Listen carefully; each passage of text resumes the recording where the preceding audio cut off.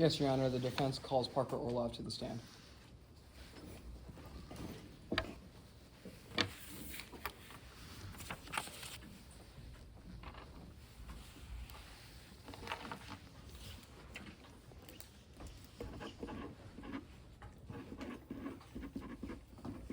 Good afternoon. Please state your name for the record. Excuse my French. My name is Parker Orlov. And what do you do for a living? Well, I work as a server at special events for the Osborne Catering Company. It's been like this since the mid-2020. I hope it stays this way. I don't want to lose my job again. And what brings you here today? Well, I'm here to testify about the night of October 31st, 2022. Now let's talk about the events leading up to October 31st, 2022. What happened? Well, I was given a run through with the military manager and the co-organizer of the gala, the legend herself, Ms. De La Porta. I was given a tour on the 40th floor. Who all was there for the tour? A military manager and the co-organizer of the gala, Ms. De La Porta. What do you remember Ms. De La Porta doing and saying during such tour? Well, she had corrected some guards about taking the job as a joke. They were joking about the safety of the vault. She said something along the lines of planning on keeping all the auction items safe. And she said she would fire the guards. I was hoping I was not next.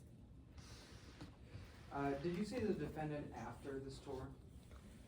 Yes, I seen her at the diner when I was getting lunch because I am a foodie. Don't get me wrong, I love me some good French food.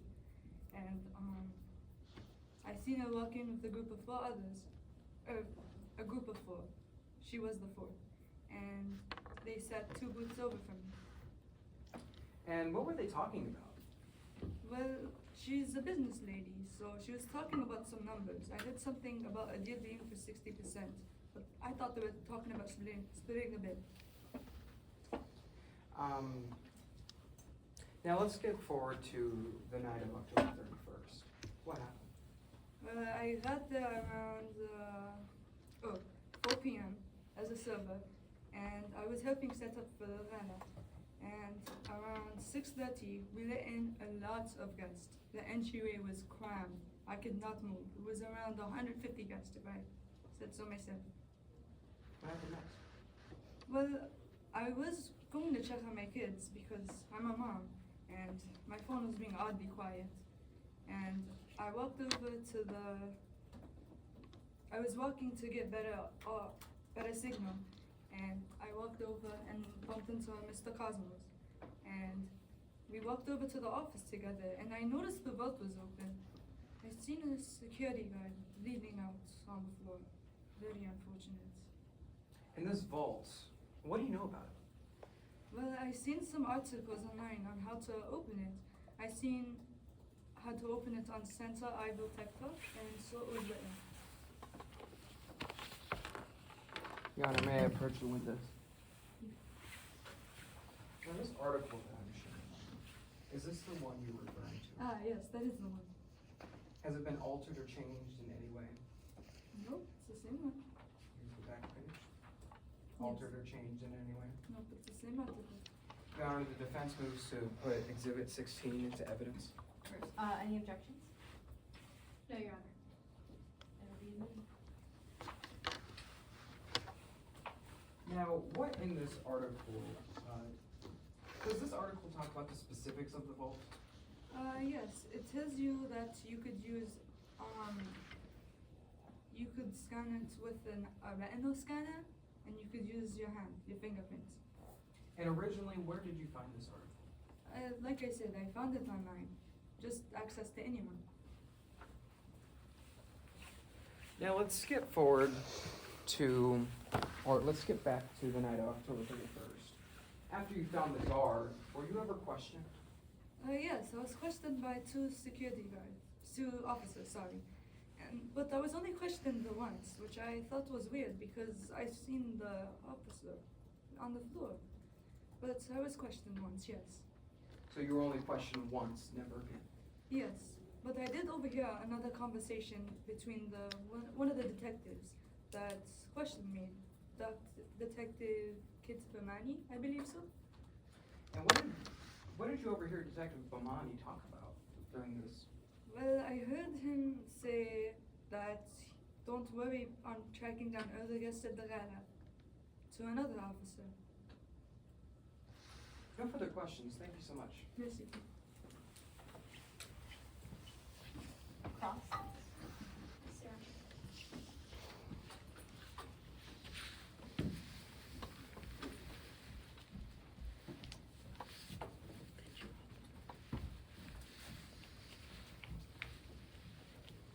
Good afternoon. Bonjour. On the day of the security run-through, on the day of the run-through, you were given a tour, Yes, that is correct. and you had access to the 40th floor. Yes, but we weren't allowed near the vault. Up there, you heard the defendant speaking with someone. Yes, I did. You heard them say, "I'd like to get another look inside one day as soon as fewer people are around." Yes, I did hear the defendant say that. The defendant also tells everyone during the run-through to be especially careful with their more so painting. Yes, I would imagine a painting with that price and value, I would want it to be careful too. Moving away from the defendant a little bit, you heard the guards joking around, right? Yes, it was very strange. When the defendant hears them joking, she threatens to replace him with her own security staff from MSIG. Yes, I was hoping I was not next. Now I want to fast forward just a little bit to the diner. You saw the defendant at the diner a week later, correct? Yes, I was very hungry. But you did not recognize her right away. But yeah, I waved to her and she did not recognize me. I recognized her though from interviews online. At the booth where she sat, you saw her with Poe Cameron. I mean, I thought it was Paul Cameron. We worked in the same neighborhood and it was a couple years ago. But yes, I thought it was Paul Cameron. You also saw the defendant with something in her hand. Yes, it was dark with white text. It looked like a business card. It could be a business card, or could you also say it could be a key card? It could be. As you a couple of minutes later, you decided you wanted to go say hi to the defendant. Yes, I was a big fan. As you were walking up to her booth, you heard one of the people start screaming about some numbers, Yes, I thought they were splitting the check. something about 60%. Yes. Now, I want to move a little more forward to the night about the heist. Okay. During the night of the gala, you never saw the defendant there, No, I did not. and you do not know why? No, she was on, I seen on the news that she was on a flight. The pilot of the flight was on the news. And you weren't expecting to stay so late the night of the gala. Yes, like I said, I was a catering, but then I went to the kitchen. And you were trying to call a babysitter for your kids? Yes, I have 2 young kids, 7 and 9. And when you tried to make those calls, they never went through. No, I was very worried. I wanted to call my parents. And in attempts to reach the babysitter, you walked through the kitchen, Yes, I did. and that's when you noticed a couple of people. Yes, I did. And they were loading things into the freight elevator. Yes, they were not a part of the gala or the catering staff. And you saw one of them wearing a Halloween mask, Yes, they could have been. which is the same mask the police showed you later on, Yes, it was. which is also the same mask you saw on Poe Cameron's head. I thought it was Paul Cameron, but it was very dark, so I'm not too sure. And that would be the same Poe Cameron that you recognized the defendant sitting with at the diner. I wanted to say recognized. I thought I recognized. I seen him in the neighborhood a couple years ago, but I'm not too sure. Your Honor, permission to read Stipulation 21 onto the record? Stipulation 21 reads, prior to Berkeley F. J. Laporta's trial, Poe Cameron entered a guilty plea for conspiracy to commit grand theft for Cameron's role in the armed heist that occurred at the Miller Tower on October 31st, 2022 in San Ivo City, Charlotte County, Midlands. No further questions.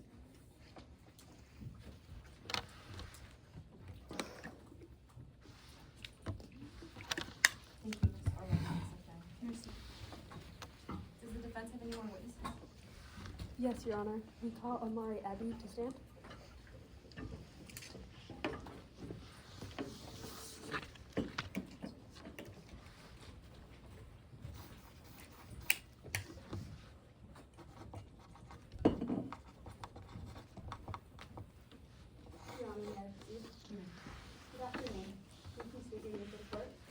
afternoon. My name is Ebi.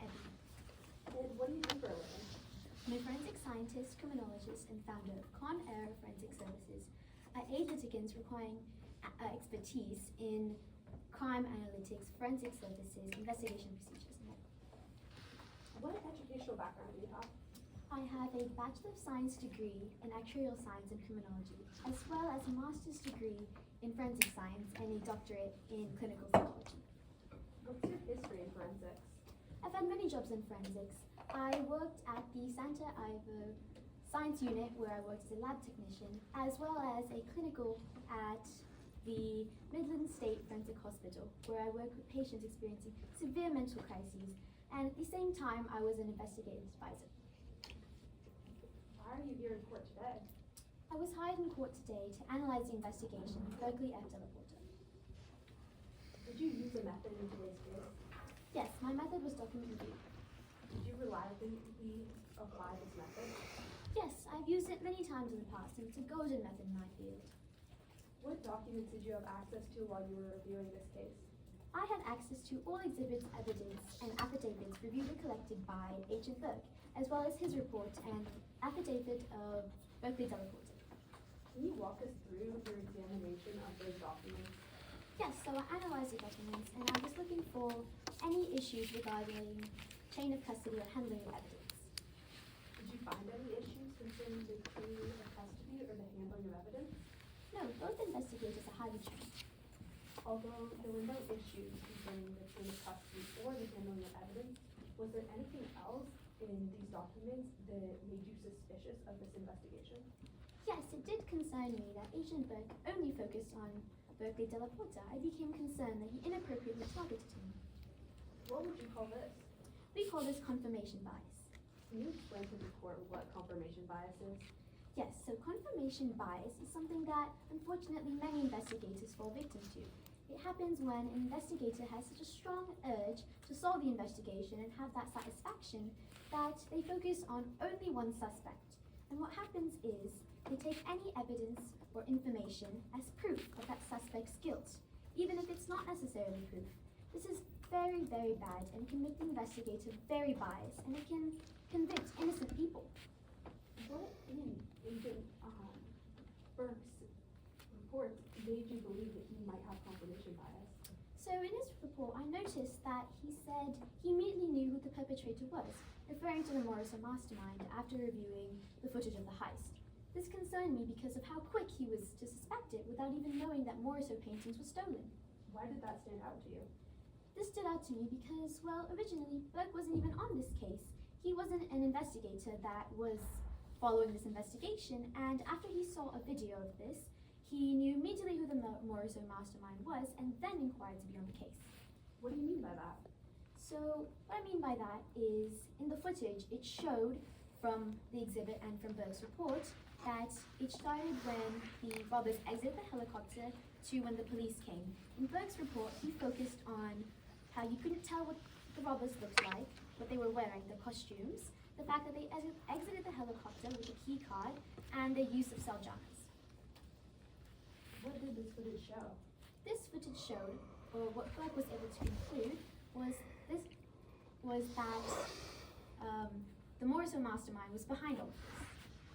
Why did Agent Burke suspect that the mastermind was behind all of this? So that was what I was a bit confused on. He thought, after reviewing the footage, that it was someone on the inside who was a part of the heist, which he later thought to be Delaporta. And my concern was that he saw this without even knowing that Morrison paintings were stolen. And in fact, I noticed he even admitted that this didn't follow the exact pattern of the heist because other artifacts were taken. And even his supervisor didn't think that this exactly matched the profile of the Morrison mastermind. Was there anything in Agent Burke's affidavit that would make him more likely to have confirmation bias? Yes, so I did notice that Agent Burke had been looking for the Morrison mastermind for over 5 years. Were there any other reasons? Yes, in fact, he had a lot of money and a lot of resources put into looking for this Morrison mastermind. So he was in need of a suspect. Why would those facts lead Agent Burke to be more likely to have confirmation bias? So this would make Objection, Your Honor, improper expert opinion. I just asked an opposing counsel lay down the method that the witness uses to determine Agent Sharberg's report, or conclusions of Agent Sharberg's report. Response. Your Honor, we have laid the foundation that, this expert witness is well educated and has been able to review all of these documents using a very reliable method. The foundation has been laid. I agree, we don't vote. Would you like me to restate my question? yes, please. Why would these facts lead Agent Burke to be more likely to have confirmation bias? So this would lead Agent Burke to be more likely to have confirmation bias because as he was searching for the Morrison mastermind for such a long time, he was in need of a suspect. And I did notice that once he found a lead on Della Porta during the dive of the black market, a singular lead, he only focused on Della Porta and no one else because he was in need of a suspect. What could you conclude from these documents? I was able to conclude that Objection, Your Honor, improper expert witness. Again, I asked that the opposing counsel lay down the foundation of the method that Dr. Ebi used to make this conclusion. Response. Your Honor, we have laid down the fact that this expert witness has reviewed all of these documents using the method of document review. This expert witness is highly educated and has had a very long history in forensics. I'm gonna tend to agree, but please feel free to cross on the method as you see fit. What were you able to conclude from these documents?